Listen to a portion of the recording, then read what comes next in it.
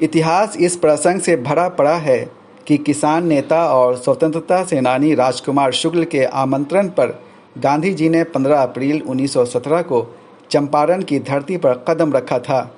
गांधी जी के चंपारण आने के बाद ही चंपारण सत्याग्रह शुरू हुआ, जिसने देश की आज़ादी की बुनियाद डाली। लेकिन ये विडंबना ही है कि इसकी चर्चा कम ही होती है कि राजकुमार शुक्ल को गांधी जी को चंपारण बुलाने के लिए पीर मोहम्मद अंसारी मुनिस ने प्रेरित किया था। उन दिनों मुनिस कानपुर से प्रकाशित होने वाले साप्ताहिक प्रताप के चंपारण संवाददाता थे और नील की खेती करने वाले किसानों पर ब्रिटिश शासकों द्वारा किए जा रहे अत्याचार की रिपोर्टिंग बड़ी बेबाकी से करते थे।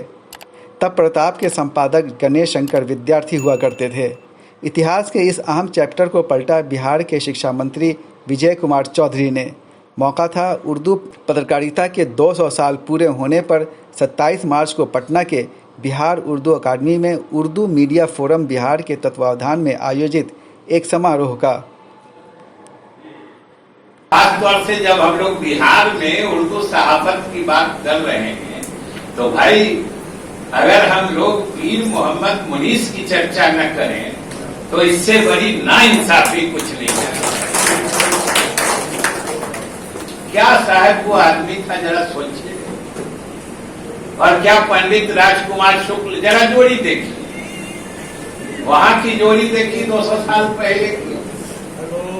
अब सीधे 100 साल बाद आ जाते हैं। ये 1910-15 के आसपास की बात कर रहे हैं। 1915-16 गांधी जी के आने से पहले की बात।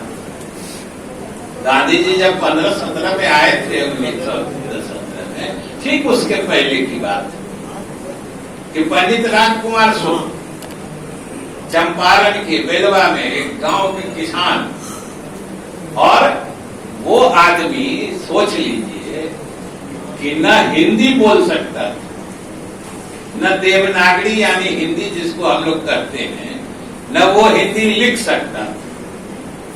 वो भोजपुरी बोलते थे और कैथी में लिखते थे। उनकी और पीर मोहम्मद चंपारण में बेमिसाल दोस्ती थी। और ये राजकुमार शुक्ल जी अंग्रेजों के दमन के खिलाफ, जो नीलहा खेती के बारे में सुना होगा आप लोगों ने, ये इसलिए मैं चर्चा कर रहा हूं कि इस घटना ने इस मुल्क की तारीख बदल के रख दी, जिस घटना का हम जिक्र कर रहे हैं। और ये पीर मोहम्मद मुनीस और राजकुमार शुक्ल की दोस्ती थी, और ये उर्दू सहाफत का कमाल था कि राजकुमार शुक्ल जो नीलहा खेती की बात हम लोग करते हैं, अंग्रेजी लोग जबरदस्ती जो हमारे किसानों से नील की खेती करवाते थे, वो उस जुल्म के खिलाफ लड़ते थे। उनका घर कई बार बर्बाद कर दिया गया, उनकी फसलें लूट ली जाती थी अंग्रेजों के द्वारा, लेकिन वो शख्स कभी झुका नहीं। वो 3 कठिया 5 कठिया वगैरह जो भी उस समय के नियम कानून अंग्रेजों द्वारा बनाए गए थे, वो उसका विरोध करता। और उसकी जो फीलिंग होती थी, क्योंकि वो लिख नहीं सकते थे, वो दोनों भोजपुरी में बात करते थे। और पीर मोहम्मद मुनीस राजकुमार शुक्ल की भावनाओं और आवाज को शब्दों में लिखकर, वो प्रताप अखबार जो उस वक्त कानपुर से गणेश शंकर विद्यार्थी, जो बहुत बड़े स्वतंत्रता सेनानी थे, अंग्रेजों के खिलाफ प्रताप अखबार निकालते थे, उसके लिए चंपारण से अखबार नवीस का काम करते थे पीर मोहम्मद मुनीस। और राजकुमार शुक्ल की भावनाओं को, जो नील की खेती करने वाले, जो अत्याचार सहने वाले किसान थे, अंग्रेजों का अत्याचार, उसकी भावनाओं को वो लिख के कानपुर में भेजते थे। और पीर मोहम्मद मुनीस के माध्यम से ही राजकुमार शुक्ल गणेश शंकर विद्यार्थी के संपर्क में आए। खुद वो नहीं जानते थे उसको, पीर मोहम्मद मुनीस। और जब ये दोनों गणेश शंकर विद्यार्थी के संपर्क में आए, मैं इसका तस्करा इसलिए कर रहा हूं कि वहीं पर इन दोनों ने गांधी जब दक्षिण अफ्रीका में रंग भेद नीति के खिलाफ वहां पर आंदोलन चला रहे थे, उसकी कहानी इन लोगों ने सुनी, गणेश शंकर विद्यार्थी से। और तब इन दोनों ने फैसला किया, राजकुमार शुक्ल ने फैसला किया और पीर मोहम्मद मुनीस ने उनकी हौसला अफजाई की कि नहीं, हमको गांधी को चंपारण लाना है। ये इस एक फैसले ने, जो राजकुमार शुक्ल का फैसला था और पीर मोहम्मद मुनीस की आवाज और हौसला अफजाई थी, जिसने हिंदुस्तान के आजादी के तारीख और सबको बदल के रख दिया, गांधी को जबरदस्ती चंपारण पहुंचा दिया। ये सोचिए। और आप गांधी का चंपारण पहुंचना, ये इस देश के, इस मुल्क के तारीख की कितनी बड़ी घटना है, इसका अंदाजा आप इसी से लगा सकते हैं कि जब राजकुमार शुक्ल की जिद पर गांधी पटना आए और चंपारण गए, उस वक्त लोग गांधी को जानते भी नहीं। वो तो दक्षिण अफ्रीका में थे, वो गए थे अपने क्लाइंट के वकील के रूप में वहां गए थे, लेकिन वहां की जो हालात उन्होंने देखी, तब उनका दिल जो उसके खिलाफ में उगला और जो आंदोलन उन्होंने शुरू किया, तो वहां से फिर वहां की खबरें आने लगी। और इन दोनों का ये सोच, कितनी बड़ी बात है सोच। उस वक्त अपने इस सूबे में भी बड़े बड़े वकील सब लोग हो चुके थे,